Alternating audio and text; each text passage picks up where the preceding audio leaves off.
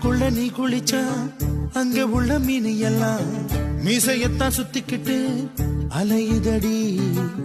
பாட்டுக்குட்டி கூட இப்ப தாடி ஒண்ணு வச்சுக்கிட்டு ஒரு தலை காதலுடன் திரியுதடி. குச்சிப்புடி கதகளி எல்லாம் நடகில புது புது பாடம் படிக்குமே.